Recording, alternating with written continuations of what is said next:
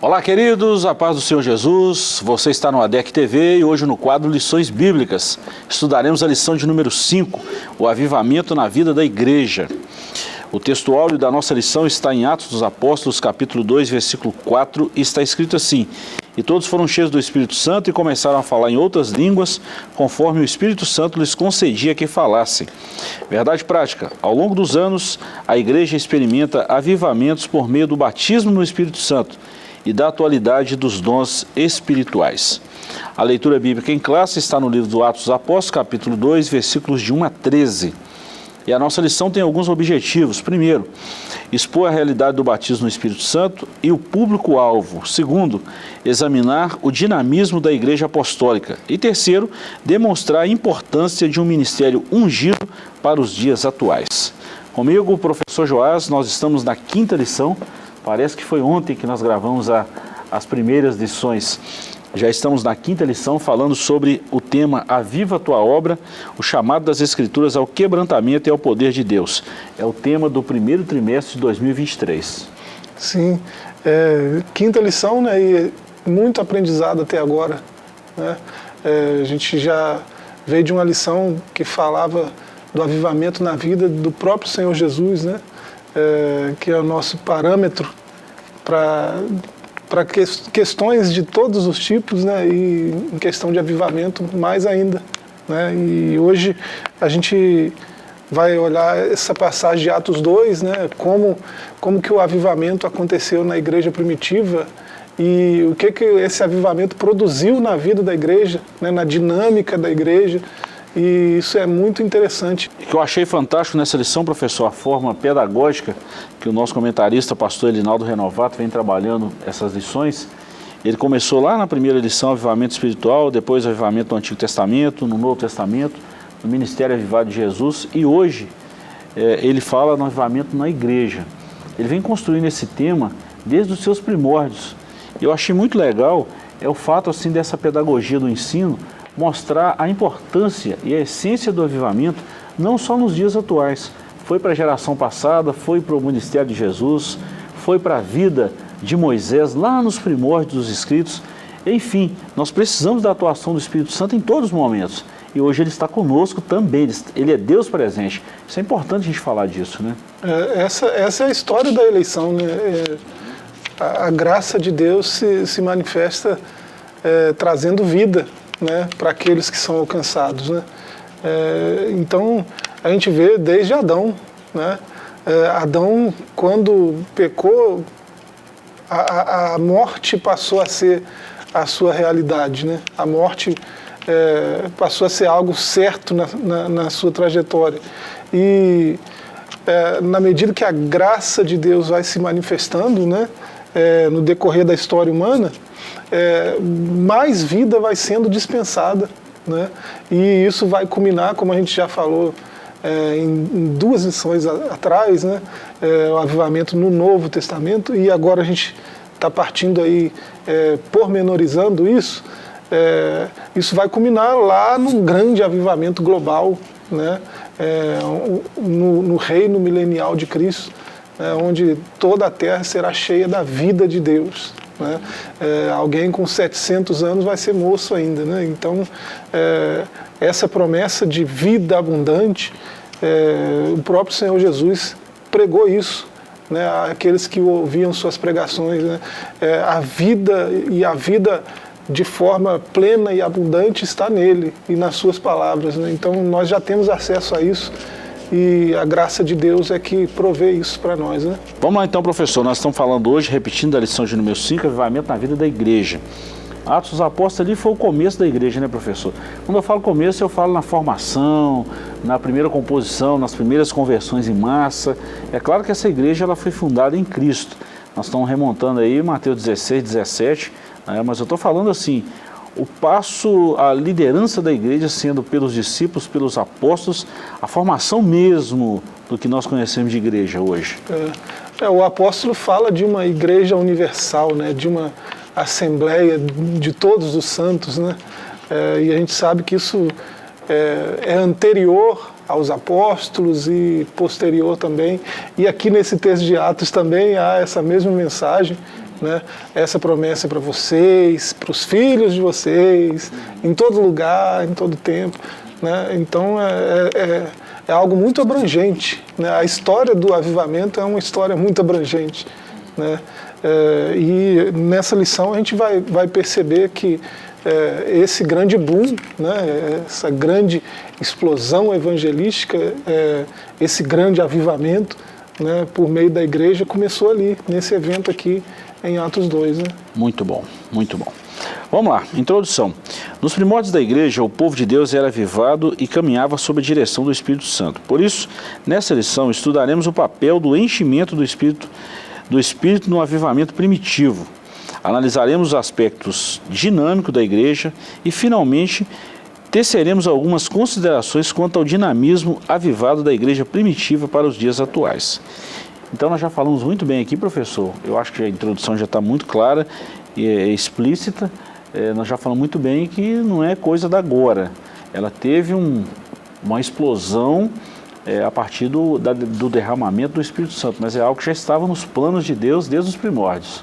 Sim, a gente vê tentativas humanas de avivamento, né, em todas as fases da história, né, e assim, por exemplo, na época aí da igreja primitiva, você vê que a igreja foi perseguida por muitos grupos religiosos, né? Você vê ali na história da igreja primitiva perseguição pelos próprios judeus, né? Fariseus, saduceus. E assim, esses grupos foram tentativas humanas de avivamento no meio do povo de Israel, né? Que viu sua religião se misturando com um monte de coisa e ficou algo muito estranho, e aí tentou-se um regresso, um retorno, né, às origens, e aí surgiram esses grupos, essênios, zelotes, fariseus, saduceus e outros grupos menores do que esses, né? Então, qualquer um que olhasse para o começo desses grupos aí, podia enxergar um avivamento meio que artificial, né? Alguma coisa diferente está acontecendo nesse grupo aqui, né? Você via um contraste entre a religião daquela época com esse grupo dentro dessa religião. E aí, na história da igreja é assim também, né? A história parece que vai se repetindo, né? Às vezes nós tentamos produzir avivamento por nós mesmos, né? E quando a gente lê Atos 2, a gente vê um avivamento genuíno como aquele acontecendo. Um homem toma a palavra e lê um salmo e lê um verso de Joel e vem construindo, trazendo toda a história de Israel até ali, né? E mostrando o agir de Deus ali em toda aquela história, para culminar numa conversão em massa de 3.000 pessoas, né?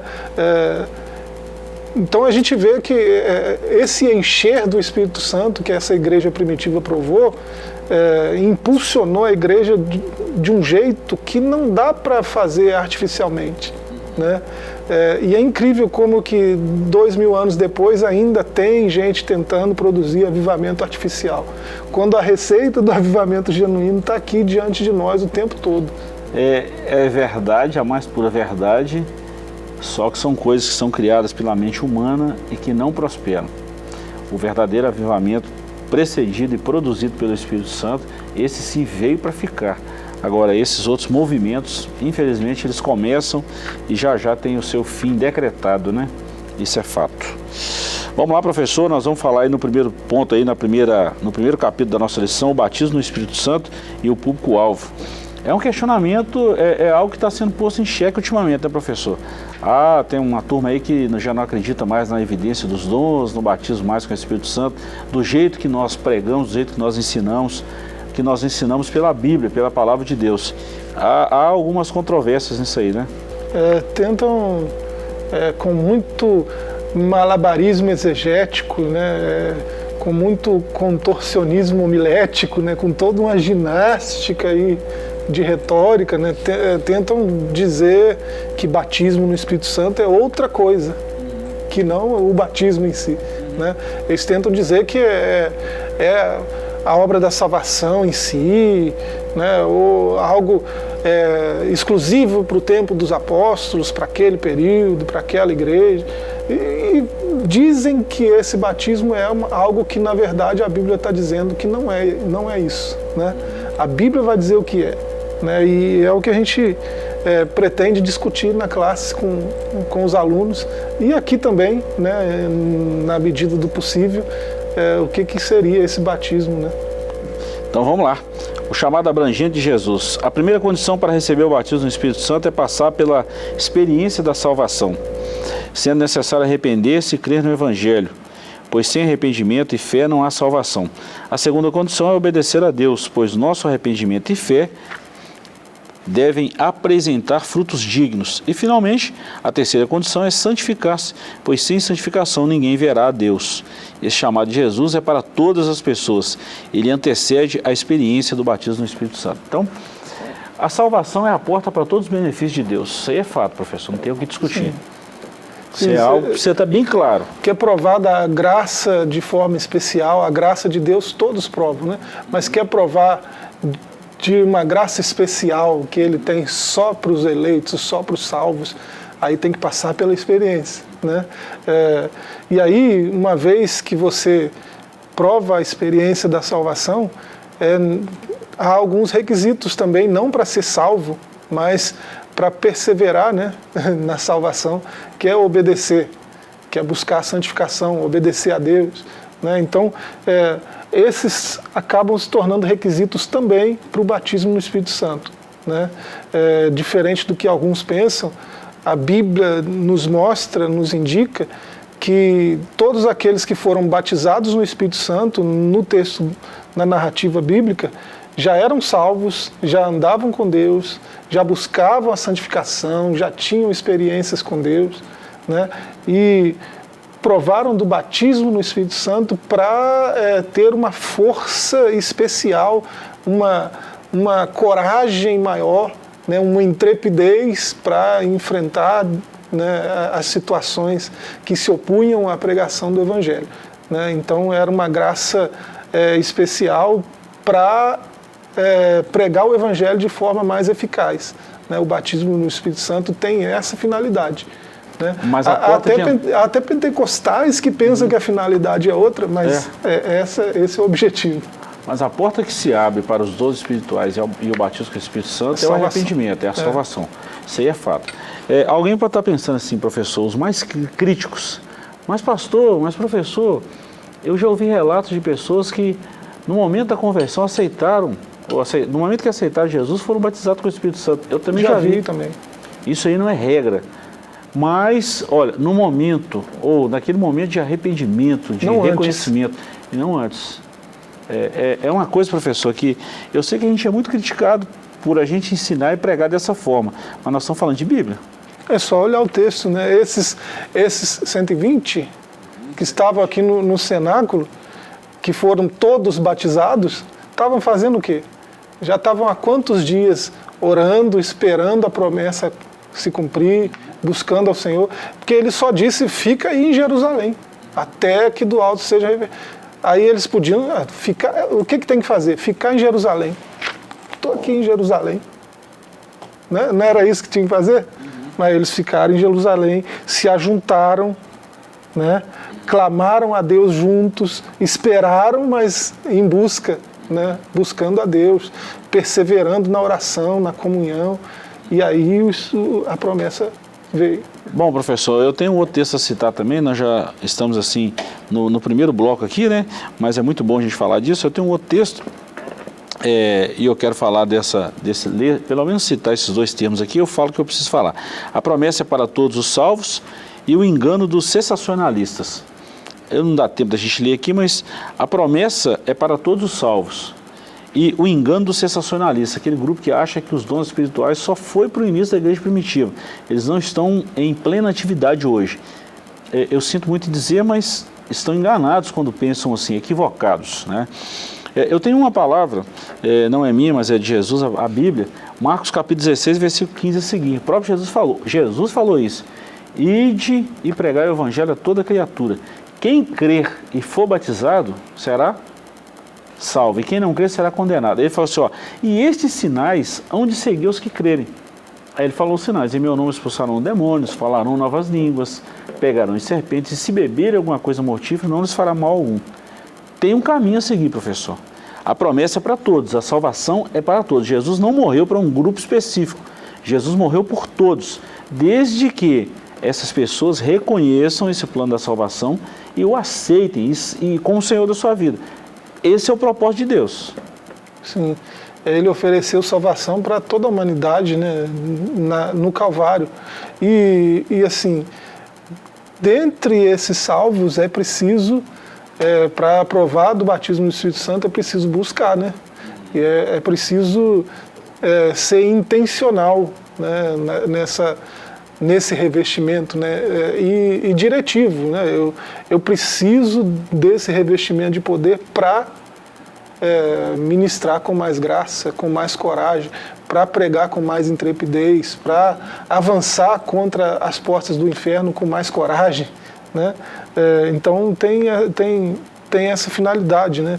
E é para pessoas salvas. A gente falou isso tudo aqui até agora para dizer isso. Aqueles 120 eram crentes, já andavam com Cristo, já eram salvos, já tinham sido eleitos, né? O batismo no Espírito Santo foi uma outra experiência, uma nova experiência que não se sobrepõe àquela da salvação, mas que vem como um complemento, uma capacitação a mais, uma pós-graduação, um mestrado, né? Para quem... Por aí. Para contextualizar, né? Uma capacitação a mais para trabalhar melhor. Eu li um livro muito bom, o professor, um tempo atrás. A gente sempre está falando de livro aqui, né? A gente sempre joga alguns insights assim. A gente sempre está falando de livros. Mas eu li um livro há um tempo atrás, falando exatamente sobre o batismo no Espírito Santo. Que o batismo com o Espírito Santo é um impulsionamento, é um encorajamento. Você já falou isso aqui. Como é que eu vou te falar? Deus reveste, é um revestimento. A palavra é essa que eu queria achar aqui. É um impulsionamento, um revestimento, um encorajamento e com uma finalidade, para a pregação do Evangelho. O batismo com o Espírito Santo é para essa finalidade. Não é para eu ganhar dinheiro, não é para eu pregar mais que os outros, não é para eu cantar mais bonito que o outro. Não. O batismo com o Espírito Santo, o revestimento do Espírito Santo na nossa vida, na vida do cristão, é para impulsionar a pregação do Evangelho. Ponto. Aqui está muito claro, até no subtópico aqui, né, a promessa é para os salvos, todos os salvos, né? Todo salvo em Jesus pode receber esse revestimento. Já tem o Espírito Santo, mas pode receber um revestimento, uma graça maior do Espírito Santo para trabalhar para o reino, né? E o cessacionismo é um engano teológico, né? É o ponto subtópico 3 aqui, o engano dos cessacionistas, né? Eles pensam que os dons do Espírito, esse batismo do qual Lucas fala aqui em Atos 2, foi só para aquela época, só para a igreja apostólica, né? Quando muito, né, alguns cessacionistas mais conformistas, né, acreditam que alguns daqueles dons ainda estão vigentes, né, mas a maioria já cessou, né, e o cessacionista mesmo, mais radical, ele acha que não há mais esse trabalhar do Espírito nesse sentido, né? Então é um pensamento muito estranho, teologicamente falando, porque não é uma teologia bíblica. É uma filosofia mais humana do que bíblica. E aí, quando você vai para a Bíblia, não faz sentido.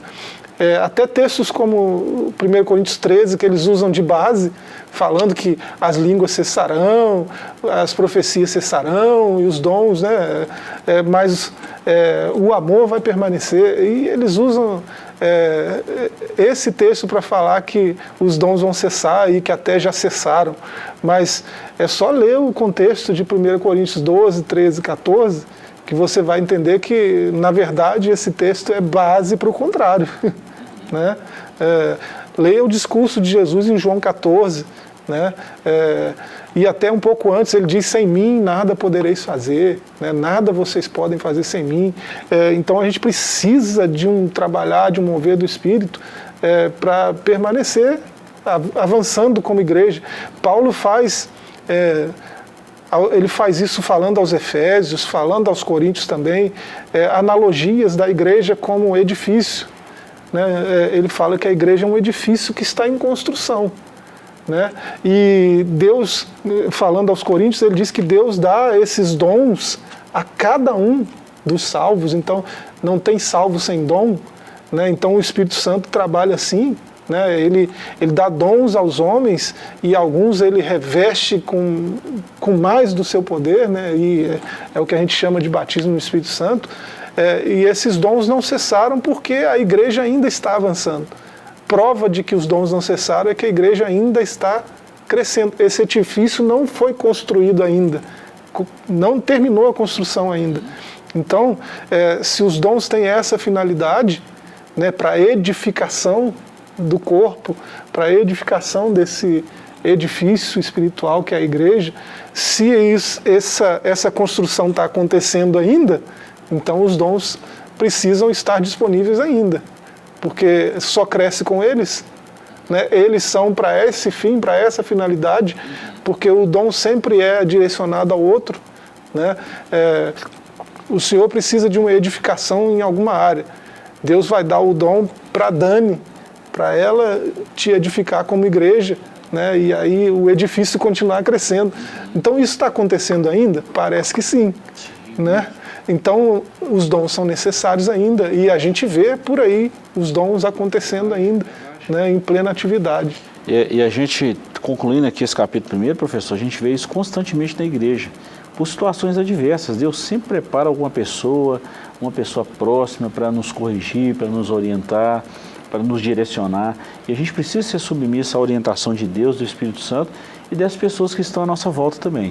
Essa é uma ação do Espírito Santo em nós como igreja. E é interessante que não está aqui na leitura bíblica em classe, né? Só está até o verso 13, mas se você ler o verso 39, é citado aí no corpo da lição, né? Ele diz que aquela promessa, né? Pedro pregando, falando da promessa de Joel, ele diz que aquela promessa diz respeito a vós, vossos filhos, todos os que estão longe e tantos quanto Deus nosso Senhor chamar, né?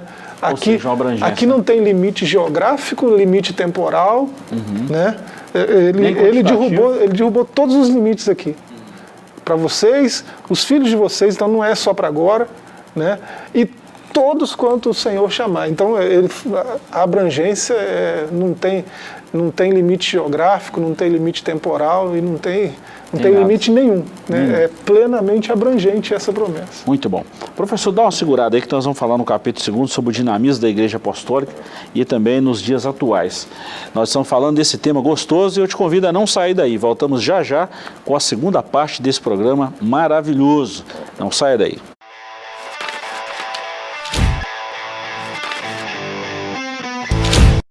Estamos de volta com o seu ADEC TV e hoje no quadro Lições Bíblicas estamos estudando, professor Joás, a lição de número 5. Nós estamos falando sobre avivamento na igreja, ou seja, nos dias de Pentecostes, e também nós vamos falar daqui a pouquinho esse avivamento nos dias atuais. Bom, nós encerramos aí falando sobre a atualidade dos dons espirituais. No bloco anterior nós falamos sobre isso, sobre o engano dos sensacionalistas. Já tive uma discussão séria com alguns teólogos, algumas pessoas de outras denominações. E quando eu falo discussão, não estamos falando de briga, nós estamos falando de discutir um assunto. E falamos muita coisa sobre isso. E que os dons estão aí, professor. Nós somos provas, somos testemunhas da atualidade desses dons. Como Deus tem trabalhado no meio da igreja, né? Nós vamos falar um pouquinho dessa igreja apostólica e nós vamos falar depois nos dias atuais. E a gente volta a falar desse assunto aqui. Segura aí que nós vamos voltar a falar desse assunto, que isso tem muita história.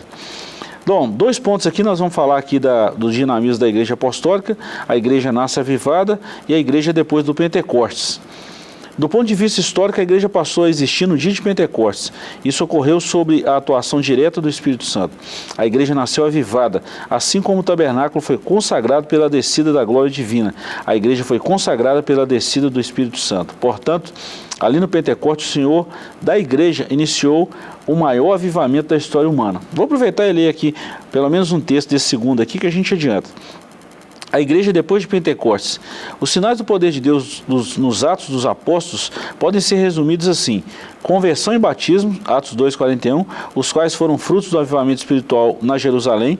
Após o Pentecostes, a igreja apostólica pregava na autoridade do nome de Jesus, na unção e no poder do Espírito Santo.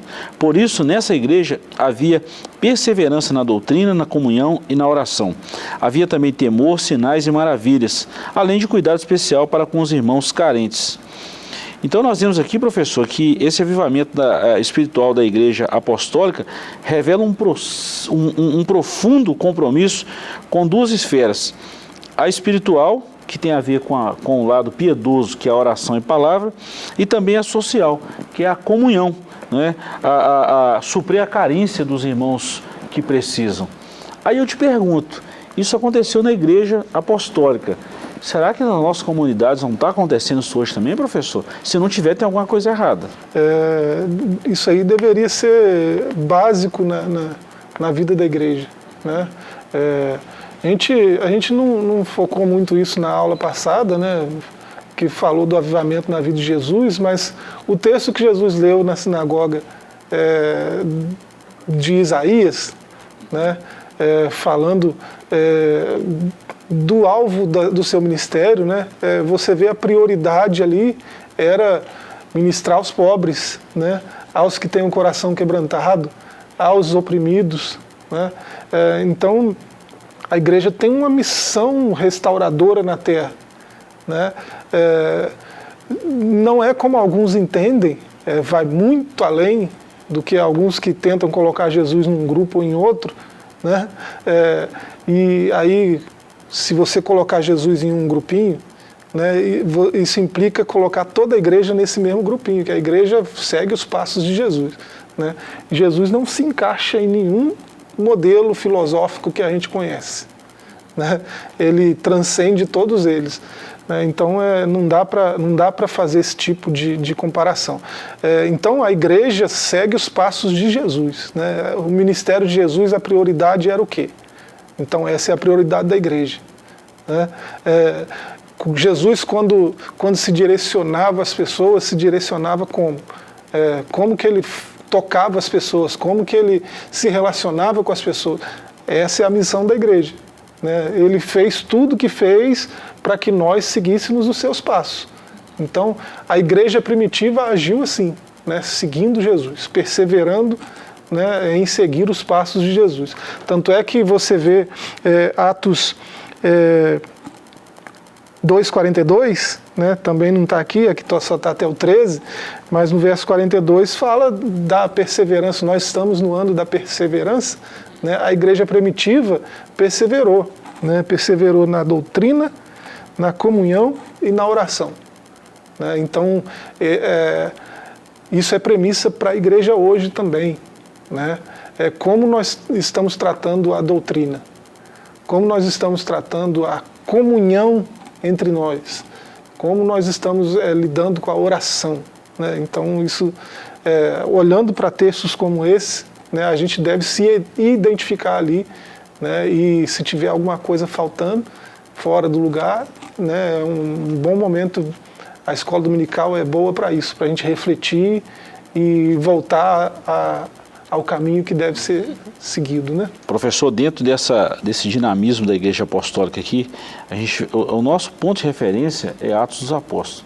Quando a gente vê a igreja de Atos dos Apóstolos em tão pouco tempo conquistar o espaço que eles conquistaram no mundo antigo, puxa vida, quando a gente olha Paulo, Silas, Barnabé, Apolo, tantos outros mestres, né?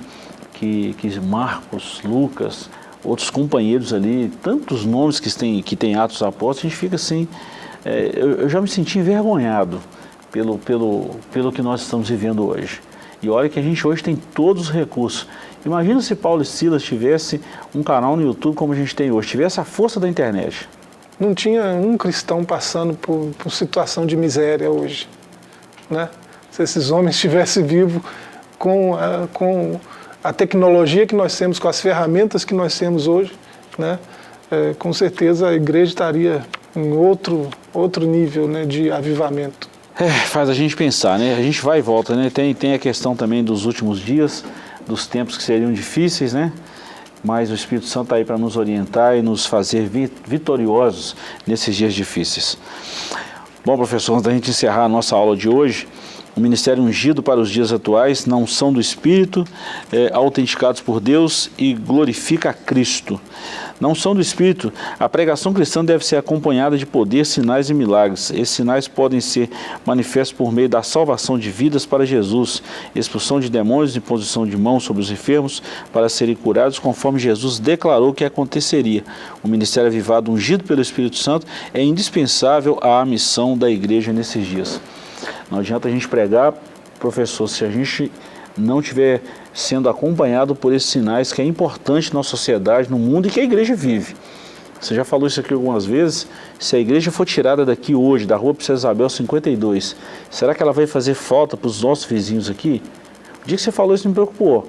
Será que nós somos, se a gente não estiver aqui amanhã, os nossos vizinhos vão sentir falta da igreja?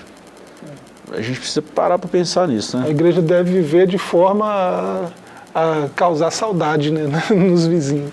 Eu penso isso, né? Eu já refleti muito sobre isso e eu acho que faz sentido, né? A gente precisa ser relevante, né, no contexto social que a gente vive. E olhando para a igreja primitiva, eu tenho mais certeza disso ainda, né?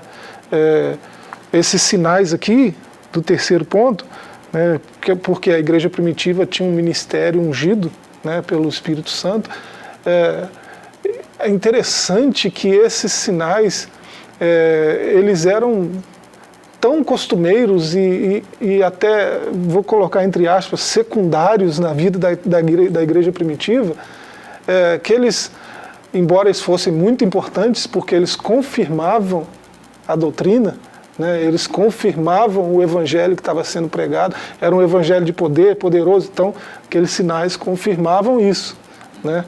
Mas acontecia sim, né, de forma secundária, porque o mais importante no ministério da igreja primitiva, a gente vê isso logo na pregação de Pedro aqui, né, no texto que nós estamos estudando nessa lição, o mais importante era as conversões, os batismos, né, a doutrina, a comunhão e a oração, né? Isso era o essencial para eles, era o mais importante, né? O que acontecia em torno disso não é que era irrelevante ou secundário, por isso que eu coloquei secundário entre aspas, mas era marginal, acontecia como consequência, né, desse trabalhar do Espírito na vida da igreja. E assim, isso serve muito para nós, porque hoje a gente chama qualquer coisa de conversão, né? Alguém deu um sinal, converteu-se, mais um convertido, né? Já chama de novo convertido. Mas até que ponto aquilo foi uma conversão mesmo? Até que ponto esse sujeito mudou de rumo, né? Girou completamente a trajetória e se voltou para Deus, né? Que é o real sentido aqui de conversão. E aí batismo, né? E aí aqueles sinais, né? Hoje a gente não está vendo o marginal, o secundário, os sinais, né? Hoje raramente a gente vê, né?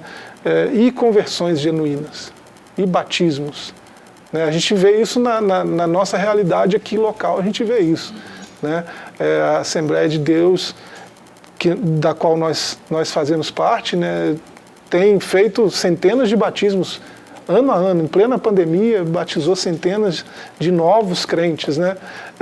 É uma realidade, mas a gente olha em volta, né, no contexto de igreja que nós vivemos hoje, nesses tempos tão complicados, né, a gente não vê essa realidade tão pujante que a gente viu na igreja primitiva. A primeira conversão foi de 3.000 de uma vez, né? Quando que a gente batizou 3.000 pessoas, né? Então, isso é para fazer a gente refletir. Não tinha um miserável na igreja primitiva, porque eles compartilhavam tudo, até os bens, os alimentos, né? Compartilhavam tudo. Quando que a gente vai ver isso? Eu acho que, sendo bem realista, só no milênio. Né? Olhando em volta, a gente não vê perspectiva para isso. Mas a gente diz isso com muito pesar. Tristeza. Não era para ser assim. Né? A gente devia se voltar mais para quem sofre, a gente devia cuidar mais de quem tem menos. Né? Nós, como igreja, temos essa responsabilidade. O social é uma responsabilidade da igreja também. Ah, mas não tem o CREAS, o CRAS que já faz isso? Tá, mas a gente podia dar menos trabalho para eles. Né? Porque a igreja tem essa missão natural, né, de remir o mundo, restaurar o mundo. Né? A igreja tem essa missão. Né? O que a tradição judaica chama de tikkun olam, né? A igreja herdou essa tradição, né? Nós somos enxerto, então a gente herdou muito dessas coisas. Então é responsabilidade nossa, né? Se tem alguém sofrendo perto de nós, é por negligência nossa, né? E isso coloca um peso de responsabilidade, mas é uma realidade.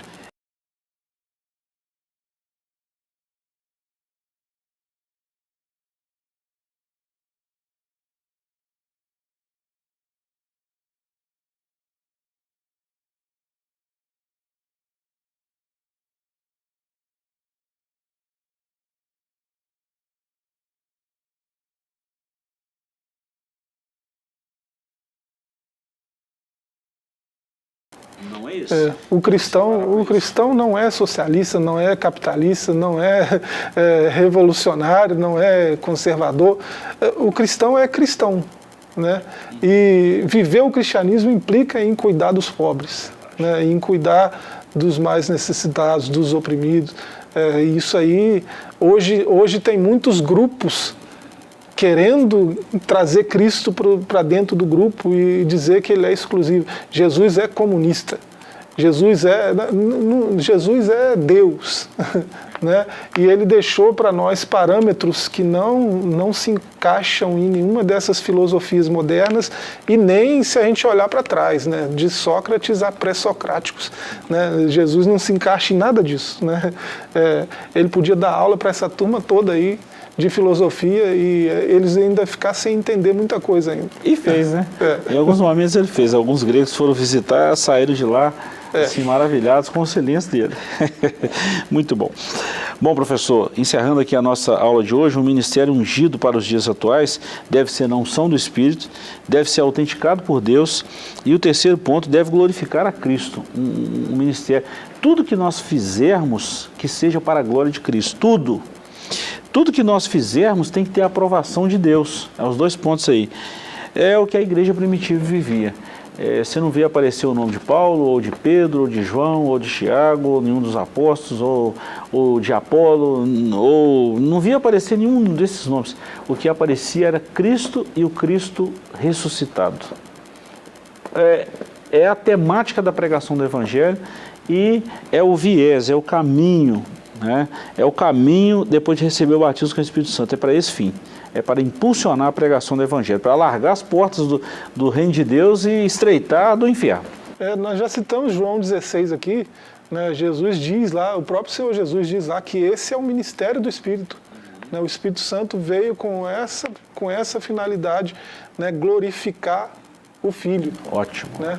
Ele age na igreja para que Cristo seja glorificado.